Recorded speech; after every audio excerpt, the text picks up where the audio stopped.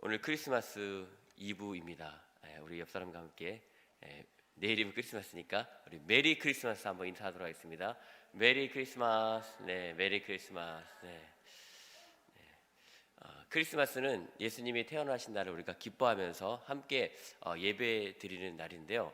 오늘 특별히 예수님의 탄생과 관련되어서 함께 말씀의 은혜를 나누고자 합니다. 어제 담임 목사님께서 새벽에 말씀하실 때 박혁거세를 말씀하셨습니다. 신라의 시조인 박혁거세, 성은 박시호, 이름은 혁거세. 그가 태어날 때 실화입니다. 이 실화가 설화입니다. 이것은 사실이 아닌 설화인데 알에서 태어났다라고 이렇게 얘기를 하고 있습니다. 그런데 그 알이 사전을 찾아보니까, 네이버 사전을 찾아보니까 자주색으로 생긴 알이었다 그래요. 여러분, 자주색 알 보셨나요? 못 보셨죠? 저는 뭐 흰색이나 약간 누리끼리한 계란의 알 색깔을 많이 보았는데 자주색 알은 보지는 못했는데요. 자주색 알에서 사람이 태어나고 이렇게 굉장히 이 신비롭게 탄생에 대해서 그렇게 얘기를 하는 것을 보게 됩니다. 그럴 때 우리나라에서는 이렇게 박혁거세라는 그런 인물에 대해서 신비하게 그렇게 표현하고 있는데, 제가 뉴스를 검색하면서 안타깝게 생각한 것이 하나 있는데, 경주에 그 올해 2021년도에 그 박혁거세를 기념하는 동상을 아주 멋지게 이렇게 세웠다는 것을 제가 신문을 통해서 보게 되었습니다. 사실이 아닌 것을 가지고 마치 사실인 것처럼, 그리고 세상 사람들은 그것을 통해서 뭔가를 얻으려고 하는 것을, 그런 어리석은 모습들을 보게 되는데요. 박혁거세뿐만 아니라 그리스 로마 신화에도 비슷한 이야기가 있습니다. 탄생과 관련되어서 굉장히 탄생을 아름답고 신비롭게 표현한 것이 있습니다. 여러분 잘 아실지 모르겠지만 그 이탈리아의 그 유명한 화가 가운데 보티첼리라는 화가가 있습니다. 그 화가가 그린 그림 가운데 비너스의 탄생이라는 그림이 있습니다. 여러분, 비너스 하면은 브랜드인데, 이렇게 그런 브랜드의 그런 의미인데, 비너스가 바로 그리스 로마 신화에서 미의 여신을 비너스라고 하고 있습니다. 그런데 그 비너스가 어디에서 탄생을 하냐면요, 바로 조개 껍질 안에서 탄생을 합니다. 그래서 굉장히 유명한 그림인데, 이 조개 껍질 위에 비너스 그 여신이 탄생한 모습을 그렇게 아주 아름답게 그린 유명한 그림이 있습니다. 바로 그 산티아 보티첼리의 비너스의 탄생이라는 그림인데요. 그 그림을 자세히 보고 있으면 어떻게 이렇게 우아하고 아름답고 멋지게 이렇게, 그리고 신비롭게 탄생을 그려놓았을까 하고 사람들이 그 작품을 보면서 이렇게 경이로움을 그렇게 나타낸다라고 얘기를 하고 있습니다. 그런데 오늘 우리가 읽은 본문의 말씀, 예수님의 탄생에 대해서 말씀하시는데, 이 그리스 로마 신화에 나오는 비너스나 박혁거스나 이런 인물들과 비교할 수도 없는 만왕의 왕이신 예수님이 이 땅 가운데 태어나셨는데, 예수님의 태어나심이 어땠습니까? 아주 신비로웠습니까? 그리고 그 태어나지 보면서 와, 대단하다, 멋지다, 아름답다, 그런 마음이 듭니까? 전혀 그런 마음이 들지 않습니다. 오히려 예수님의 탄생을 보면서 예수님 너무 불쌍하시다, 어떻게 그렇게 마구간에서 태어나실까, 그리고 강보에 쌓여서 말 구유 위에서 그렇게 누이셨을까, 예수님의 모습을 보면서 너무나 때로는 안타깝다라는 그런 생각이 드는 것입니다. 우리 모든 만왕의 왕이시고 우리를 구원하실 그 예수 그리스도께서, 예수님께서 이 땅에 태어나셨는데, 참 하나님이신 그분이 인간이 되셔서 이 땅에 태어나셨는데 왜 이렇게 낮고 천한 자리에서 태어나셨을까? 왜 마구간에서 태어나셔야 됐을까? 화려한 궁전에서 태어나시고 좀 더 멋진 곳에서 태어나셔도 좋았을 것인데, 때로는 창피한 생각이 들 수도 있을 것입니다. 우리가 믿는 예수님이 힘이 없으셔서, 권력이 없으셔서 그렇게 낮은 곳에서 태어나셨을까? 그것을 얘기하고 있는 것은 아닙니다. 분명 성경에서 우리에게 말씀하시는 것은, 예수님의 그 탄생을 통해서 우리에게 말씀하시는 분명한 메시지가 있다는 것입니다. 이렇게 신비롭게 탄생할 수도 있고 더 멋지게 탄생할 수도 있고 하늘에서 짠 하고 내려오셔서 탄생할 수도 있는데, 그렇게 하지 않으셨습니다. 예수님의 탄생은 바로 우리 인간처럼 작고 연약한 자들, 그런 사람들을 위해서 태어나셨다라는 것을 우리에게 알려주시기 위해서 그렇게 아주 천한 곳에서 태어나셨습니다. 저 여러분 가운데 혹시 마구간에서 태어나신 분이 계십니까? 이렇게 아주 그냥 허름한 곳에서 태어나신 분이 계십니까? 아무도 없을 것입니다. 잠깐 그 마국간, 우리가 그 예수님이 태어나신 그 장소에 대해서 잠깐 이야기를 하면요, 이 고대 근동 2000년 전에 예수님이 태어나실 당시에 그 지역이 팔레스타인 지역인데, 이 팔레스타인 지역의 일반적인 가옥에는 이렇게 집이 있으면 그 방이 이렇게 하나 있었는데, 그 방 안에 이렇게 좀 이렇게 높은 곳과 약간 높은 곳과 낮은 곳이 구분되어서, 약간 높은 곳에는 사람들이 살고, 그리고 약간 낮은 곳에는 가축들이 이렇게 함께 살았습니다. 그래서 한 공간에 이렇게 가축이 함께 이렇게 살았습니다. 아주 작은 집에서는. 그런데 큰 집에서는, 좀 부유한 집에서는 가축과 사람이 따로 살았습니다. 그래서 가축만 이렇게 거주할 수 있는 공간이 있었고, 사람이 거주하는 공간은 따로 있었습니다.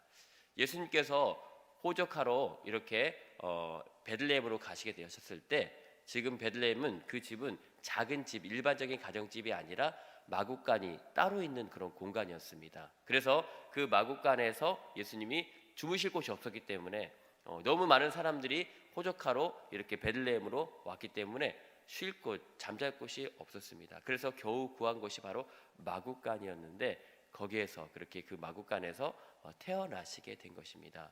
그래서 너무나 연약하고 너무나 보잘것없고 너무나 그렇게 볼품없는 모습으로 그런 공간에서 태어나심을 통해서 예수님은 우리의 연약함과 우리의 보잘것없음과 우리의 이 모든 것들을 다 친히 경험하신 분이십니다.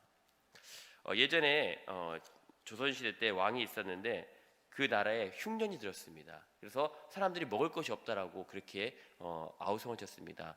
신하들도 왕에게, 왕이시여, 우리 백성들이 지금 굶고 있습니다. 굶어서 지금 죽을 지경입니다. 어떻게 하면 좋겠습니까, 왕이시여? 라고 이렇게 물어보았다고 합니다. 그랬더니 왕이 이렇게 대답했다고 합니다. 아니, 왜 백성들은 왜 밥만 먹으러 가는가? 밥만 먹지 말고 저기 다락방에 다락을 열어서 그 안에 있는 과일과 다른 것들을 좀 먹으면 되지 않겠는가? 왜 밥만 먹으러 하는가? 그렇게 좀 먹으라고 그렇게 전하시오라고 왕이 얘기했다고 합니다. 여러분, 일반 백성들이 밥이 없고 먹을 것이 없지, 다락에 가면은, 자기는 다락에 가면은 먹을 것이 많겠지만 일반 백성들은 다락에도 먹을 것이 아예 없었습니다. 그런데 그것을 알지 못하고 다락에 열어서 과일이나 다른 것들을 먹어서 끼니를 채우면 되지 않겠는가라고 그 왕이 얘기했다는 것입니다. 무슨 얘기입니까? 왕이 지금 백성들의 삶의 모습을 전혀 모른다는 것입니다. 자신의 삶과 백성의 삶이 너무 떨어져 있기 때문에 그 사람들의, 그들의 연약함과 그들의 배고픔과 그들의 힘듦을 전혀 공감하지 못하고 알지도 못한다라는 것입니다. 예수님께서 그렇게 연약한 모습으로 그렇게 아주 그렇게 보잘것없는 모습으로 태어나신 것은, 바로 탄생하신 것은, 우리가 보잘것없는 인생, 우리와 같은 연약한 인생 가운데 우리의 모든 것을 아시고 그렇게 낮은 곳에 계심을 통해서 낮은 사람들을 구원하시기 위해서 그렇게 오셨다라는 것을 우리에게 말씀하고 있는 것입니다. 저 여러분 가운데 높은 사람이 있습니까? 저 여러분 가운데 그렇게 대단한 사람이 있습니까? 아무도 없습니다. 우리는 다 성경에 보니까 벌레만도 못한 존재이다라고 말씀하고 있습니다. 하나님 앞에서 우리는 너무나 작은 존재입니다. 너무나 아무것도 자랑할 것이 없는 그런 연약한 존재인 것입니다. 우리의 힘으로 할 수 있는 것도 너무나 없고 그렇게 연약한 존재인데, 때로는 우리가 하나님 앞에서 너무나 교만하게 우리의 높음을 자랑하고, 그렇게 하나님 앞에서 우리의 모습이 그렇지 않은가, 우리는 되돌아 보아야 한다는 것입니다. 성경에서는 분명히 말씀하고 있습니다. 교만한 자는 하나님이 싫어하신다. 그래서 잠언서 16장 18절에 이렇게 말씀하십니다. 교만은 패망의 선봉이요 거만한 마음은 넘어짐의 앞잡이니라. 하나님이 가장 싫어하는 것 중에 하나가 바로 교만한 것입니다. 하나님보다 높아지려는 마음, 자신의 연약함과 자신의 그 상황을 모르고 높아지려 하는 그 마음을, 그 교만한 마음을 하나님 너무나 싫어하시는 것입니다. 그래서 그 교만한 마음을 가지고 살아가면 망할 수밖에 없다라고 말씀하고 있습니다. 그래서 우리는 늘 하나님 앞에서 겸손하고 우리의 높음을 자랑하는 것이 아니라 우리의 연약함을 하나님 앞에 내어 놓아야 하는 것입니다.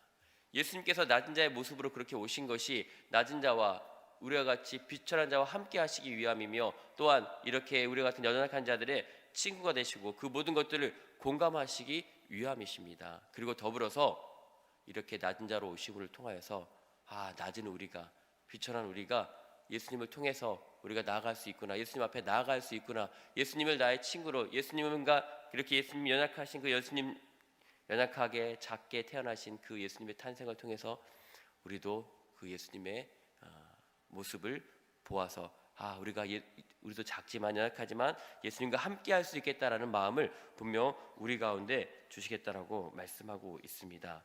그러므로 우리는 어찌되었든 간에 연약한 가운데서 우리는 예수님을 붙잡아야 되는 것입니다. 연약한 가운데, 상황 가운데 있을 때 우리는 예수님을 붙잡아야 됩니다. 왜 그렇습니까? 예수님이 우리가 약한 그때 강함이 되시기 때문입니다. 예수님이 어떻게 하셨습니까?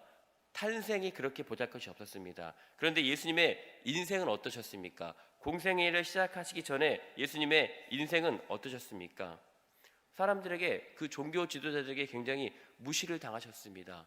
그리고 또한 12제자가 있었는데 그 제자 가운데 한 명에게도 배신을 당하셨습니다. 예수님의 삶은, 정말 인간으로의 삶은 별로 보잘것이 없었습니다. 그리고 또한 예수님은 몫으로서 그렇게 지내시면서 온갖 힘든 일을 다 하시고 그렇게 살으셨던 것을 보게 됩니다. 예수님의 삶, 그리고 예수님께서 죽으실 때는 어떻게 죽으셨습니까? 영광스럽게 그렇게 죽으셨습니까? 전혀 그렇게 죽으시지 않으셨습니다.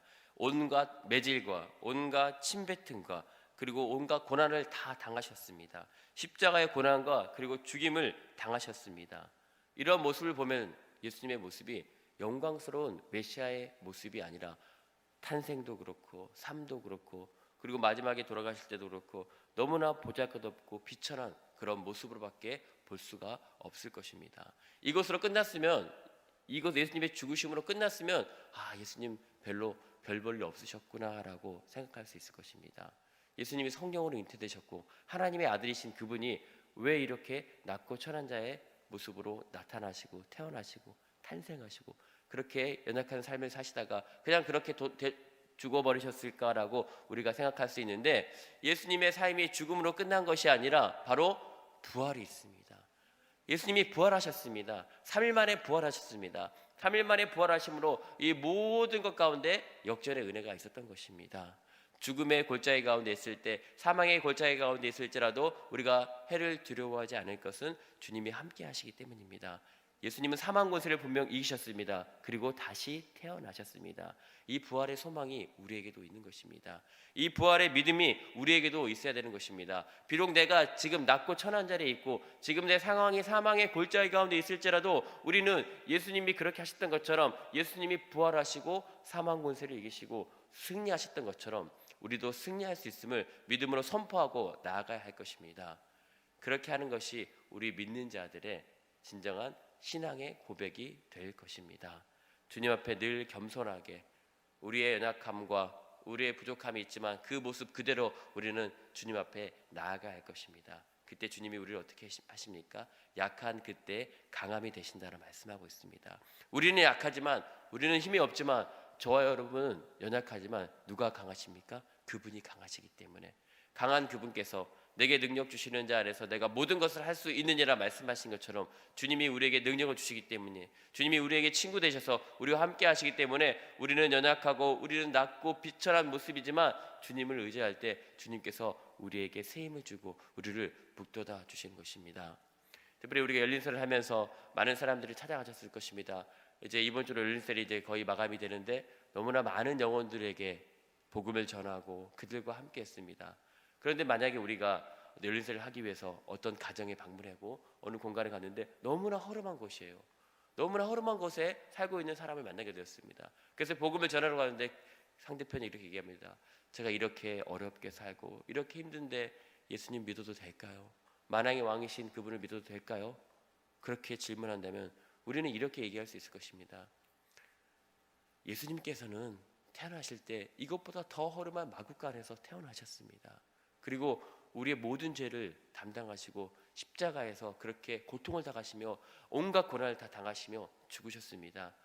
예수님의 그 탄생 가운데, 그 연약함 가운데, 그 모습 가운데 그런 비천한 모습이 있었음을 우리가 말씀하면서, 하지만 예수님께서는 이 모든 것을 다 이기시고 승리하시고 부활하시고 우리에게 소망을 주셨습니다. 그러므로 우리 성도님도, 우리 형제님도, 우리 선생님도 예수님을 믿고 예수님을 온전히 받아들임으로 말미암아 지금 내 상황이 중요한 것이 아니라, 지금 내 환경이 중요한 것이 아니라, 예수님도 이런 모든 어려움을 다 경험하셨고 아셨기 때문에 이 모습 이대로 예수님 앞에 나아가면 예수님이 우리의 구원자가 되십니다.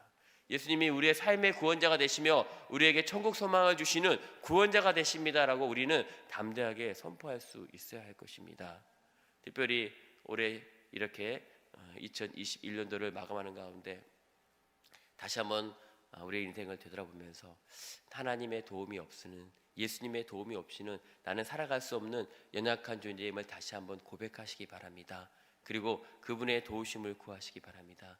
예수님께서 우리와 함께 하심으로 말미암아 나는 비록 보잘것없고 비천하고 너무나 연약한 존재이지만 예수님이 나와 함께 하시기 때문에 그 예수님의 능력으로, 그 예수님의 부활의 소망으로 나도 승리할 수 있다라는 그런 믿음을 가지고 올 한 해를 또 마무리하시고 새로운 2022년도를 믿음 가운데서 그렇게 맞이하시는 우리 모든 좋은 교회 성도님 되시기를 다시 한번 주님의 이름으로 축원드립니다. 아멘. 기도하겠습니다. 하나님 감사드립니다. 그 높고 높으신 분이 이 낮은 땅 위에, 그리고 정말 낮은 모습으로 이 땅 가운데 탄생하시고 또한 십자가에서 그렇게 죽기까지 하나님의 말씀에 복종하시며 그렇게 우리에게 구원의 소망을 이루어 주신 그 하나님을 찬양합니다. 하나님, 예수님의 낮아지심은 우리와 같이 낮고 천한 자들을 사랑하며 또한 그 이렇게 저희를 구원하시기 위한 그 사랑임을 다시 한번 깨닫게 하심에 감사드립니다. 하나님, 나의 연약함과 나의 약함과 이 모든 것들을 다 주님 앞에 내려놓게 하시고 우리를 강하게 하시고 우리에게 새 힘을 주시는 우리 하나님을 늘 붙잡고 날마다 믿음 안에 승리할 수 있는 우리 모든 믿음의 성도님들 될 수 있도록 하나님 도와주시옵소서. 특별히 우리 안에 하나님 교만한 마음이 있지 않게 하여 주시고 정말 예수님의 그 모습을 본받아서 하나님 정말 겸손하게 그렇게 섬기며 주님을 본받아 살아갈 수 있는 우리 모든 믿음의 좋은 교회 성도님들 될 수 있도록 하나님 함께하여 주시옵소서. 그렇게 성령 하나님께서 우리가 함께 하시며 인도하심에 감사드리며 이제는 우리 주 예수 그리스도의 은혜와 하나님의 사랑과 성령의 교통하심이 오늘 낮고 천한 자의 모습으로 이 땅 가운데 오신 예수 그리스도의 그 사랑과 그 섬김을 본받아 우리도 그렇게